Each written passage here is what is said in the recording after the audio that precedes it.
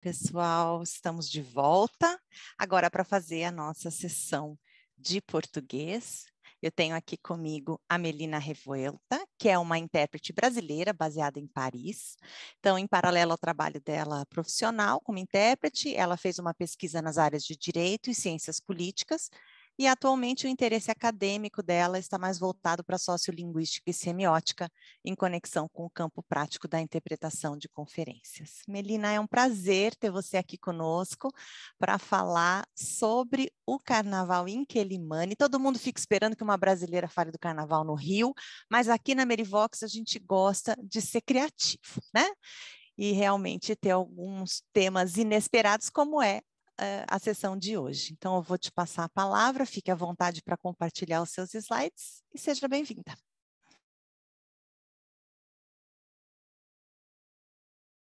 Você está mutada, querida. Olá, boa tarde. Pode me ouvir? Sim, estamos te ouvindo bem. Ok, bom, boa tarde, muito obrigada. É um prazer fazer parte da sessão da Merivox, cujo tema é celebrações e festividades. Muito obrigada pelo convite, especialmente a querida, muito querida, Dani Fonseca, que me chamou para falar sobre o tema Carnaval e Crise. E eu vim a caráter, porque hoje é Carnaval. Pois bem, Carnaval e Crise. Se eu fosse dividir o grupo de intérpretes aqui presentes e pedir para cada um me trazer imagens que evocassem carnaval e crise. Diante das imagens, eu acho que eu teria elementos muito comuns entre si. Eu acho que vocês me trariam imagens que descrevem um mundo de cabeça para baixo, desordem, caos, inversão, bagunça, loucura.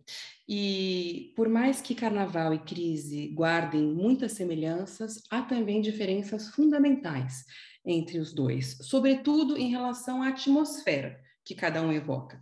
Enquanto a crise, ela transmite muito mais um sentimento de desespero, de desesperança e de preocupação, o carnaval está intrinsecamente ligado a um sentimento de esperança e de renovação. Isso porque o carnaval ele está historicamente e simbolicamente ligado a uma ideia de transição, de passagem de ciclos. As festividades que precedem o carnaval, sobretudo no norte do mundo, elas aconteciam em torno de rituais que celebravam o final da primavera e o final do inverno e o início da primavera. Então, eram justamente ritos e rituais que buscavam chamar um novo ciclo de abundância. Eram justamente celebrações que marcavam essa passagem de um período de muita esterilidade, de muita dureza e de muita dificuldade para uma nova fase, para a promessa de um novo ciclo de vida, de fertilidade e de renovação. E essa dinâmica, justamente, ela vai ser depois capturada pela Igreja Católica quando ela, não podendo impedir a realização dessa festa pagã, ela integra o Carnaval no seu calendário. E aí o Carnaval ele vai entrar justamente em conexão com esse período que antecede a entrada em Quaresma, que é justamente esse período de privação, em teoria. Então, o Carnaval ele se insere nessa transição do caos para o cosmos. E isso tem tudo a ver com crise, é lógico. E há três dimensões principais na relação entre o carnaval e a crise. O carnaval ele pode ser parte da crise, solução da crise ou interpretação da crise. Como que o carnaval é parte da crise? Primeiro, o carnaval pode ser uma expressão da crise. Se hoje alguém for comemorar o carnaval, ao sair na rua, eu tenho certeza que vocês vão encontrar uma série de máscaras do Putin, do Zelensky, do Biden, zombaria da OTAN, do Conselho de Segurança da ONU, da geopolítica do gás. O carnaval, ele vai fazer essa crítica de crise, sejam elas políticas, econômicas, identitárias, enfim, de uma série de ordens. E o carnaval, ele também pode agravar a crise. Digamos que, agora pensando no Brasil especificamente, numa cidade pequena, um bloco de carnaval, cria uma marchinha para contar a história daquela ponte que aquele político prometeu construir, e já faz muito tempo ele recebeu dinheiro para essa ponte, ele superfaturou a ponte e ela ainda não saiu do papel.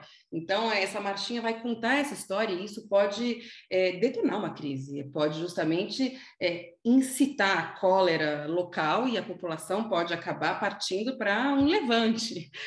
Há relatos na história de festividades populares que acabaram degringolando para a insurreição popular, mas não está na natureza do carnaval gerar a crise. Ele está justamente muito mais ligado com a solução da crise, porque o carnaval, ele obviamente não é uma solução permanente da crise, mas o carnaval ele coloca a crise em suspenso.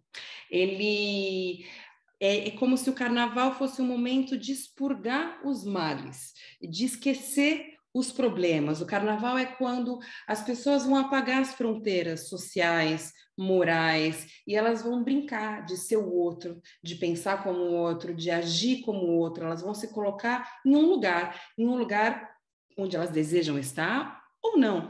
Eu até gosto muito de uma música do Chico Buarque que chama Noite dos Mascarados. E nessa música ele conta a história de dois mascarados, de um casal, que se procura e se encontra durante a festa e eles perguntam quem é você, de onde você vem, e eles vão descobrindo enormes diferenças entre eles, que eles não têm nada a ver um com o outro. E eles falam, mas quer saber? Hoje é carnaval, hoje eu sou o que você quiser, hoje eu te dou o que você quiser, e amanhã a vida vai voltar ao normal. Então, o carnaval ele vai ter justamente essa função, essa relação de trazer uma desordem. Tem um antropólogo que eu gosto muito, gosto, mas enfim, ele já faleceu, chamado Georges Baladier, e ele diz que a ordem e a desordem em uma sociedade são como a cara e a coroa de uma moeda, indissociáveis. Então, para existir um, tem que existir o outro. E para dar um exemplo, eu trago o Carnaval de Quelimane para vocês. Quelimane é a capital da Zambésia, uma província localizada na região central de Moçambique. Moçambique, como o Brasil, também foi colonizada pelos portugueses, e essa região zambésia ela tem algumas peculiaridades e alguns apelidos também. Quelimane tem um apelido que é Pequeno Brasil, e a Zambésia é conhecida como Província Rebelde. E por quê? Bom, porque Pequeno Brasil, a Zambésia teve uma colonização mais antiga que o resto de Moçambique. Os portugueses se instalaram na Zambésia no século XVI, num período parecido com o do Brasil, enquanto que eles ocuparam o resto do país no século XIX. Então, por ter essa história mais antiga, entre aspas, da colonização, eles criaram uma identificação com o Brasil, daí o Pequeno Brasil. E Província Rebelde, porque desde a democratização do país, a Zambésia vota sistematicamente pela oposição. E Quelimane foi a segunda cidade do país a eleger um prefeito da oposição em toda a história de Moçambique.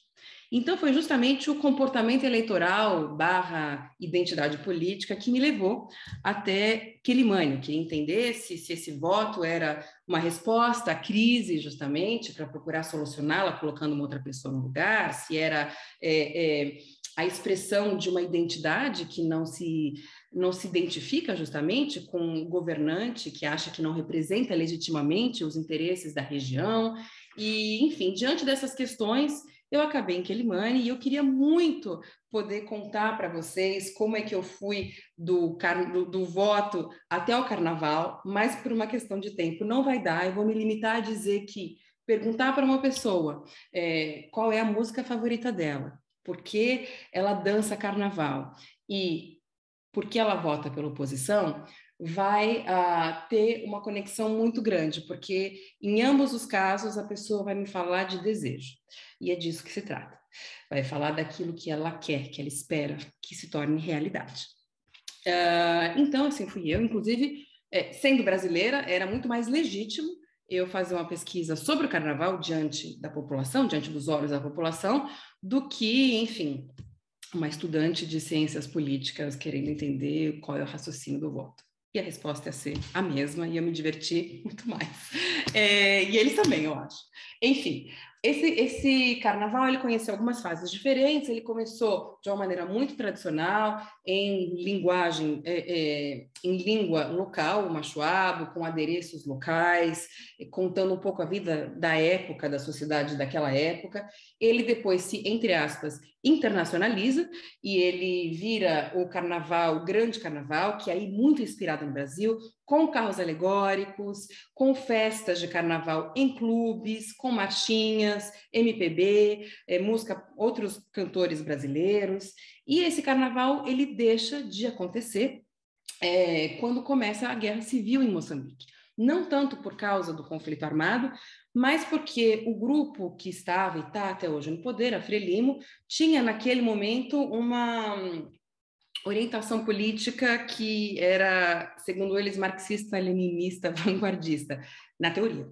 E isso fez com que eles interpretassem o carnaval como uma festa burguesa, e ela deixa de poder existir.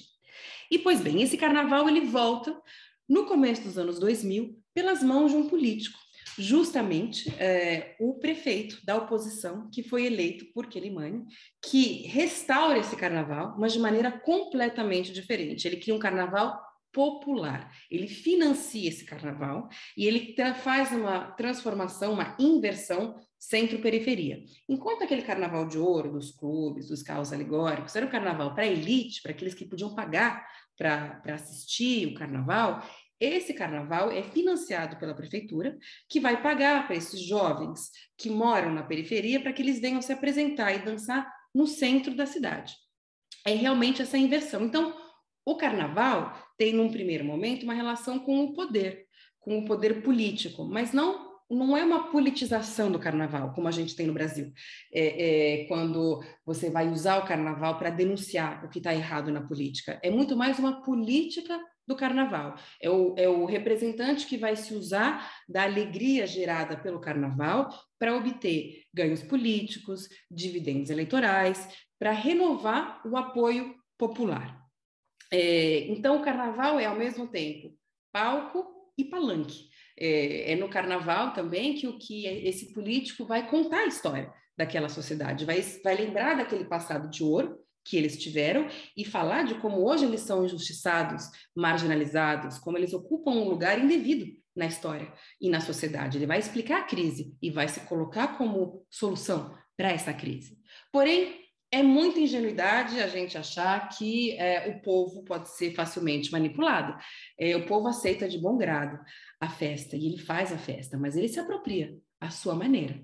Então, você vai ter no carnaval esses jovens da periferia que, na realidade, na sua essência, são totalmente desprovidos de poder.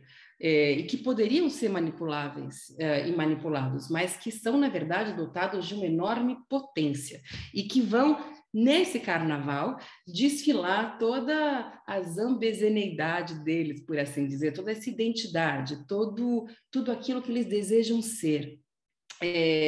Eles vão, na verdade, criar uma inversão.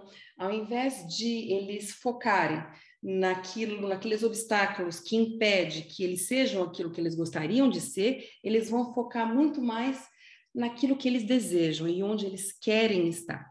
E eles vão justamente se transformar em sujeitos rituais, que vão ascender a uma superioridade estrutural simbólica por meio do carnaval. E um exemplo é justamente a relação com o Brasil.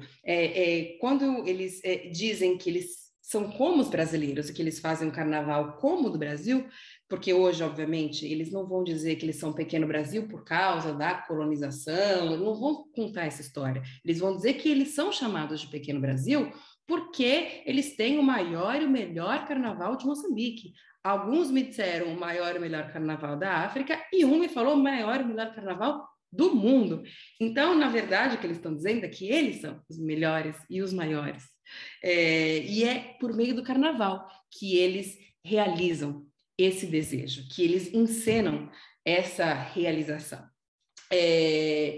Então, eu vou mostrar algumas imagens desse carnaval para vocês. Espera um pouquinho.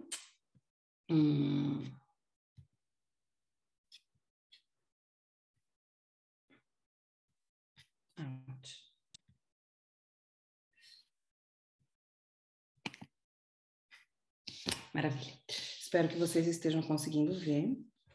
Vamos lá. O carnaval ele se divide da seguinte maneira: ele começa com um curso, que é um desfile que começa na periferia e vai até o centro da cidade, onde tem o palco que os jovens vão desfilar. Cada ano o carnaval tem um tema. O tema desse ano em questão era Carnaval da Tradição, então eles vão se fantasiar de pescadores, vão se fantasiar, enfim, de caçadores, personagens tradicionais. Esse é um carro alegórico, por exemplo. Você tem a população que vai se espremer para conseguir assistir o carnaval, vai subir nas árvores, é super divertido, enfim, é muito, muito bacana. E você vai ter a noite, que é quando eles chegam no centro da cidade e vão desfilar na praça principal. Então, é uma praça, um palco, e lá você tem 25 grupos de carnaval que vão se alternar em cima do palco. Eles estão competindo entre eles, porque há uma série de prêmios, e eles vão dançar até a exaustão, porque eles vão dançar entre as 9 da noite e as 5 da manhã. E não pode parar, se parar, perde ponto. Vai até as 5 da manhã, por um pedido deles mesmos, porque como eles moram longe, eles vão de bicicleta, normalmente são 15 quilômetros, 10 a 15 quilômetros, e não tem nenhuma iluminação. Então é muito perigoso, eles pediram para que o carnaval só acabasse quando houvesse luz do sol, luz do dia. Então, vai até as 5 da manhã. Peraí. E eles usam esses ornamentos. Esse ano eles usaram muita guirlanda de Natal e eles pareciam reis magos, era lindo, muito lindo. Os mascarados. Esse é o frango à zambesiana, enfim, que é o prato local mais famoso.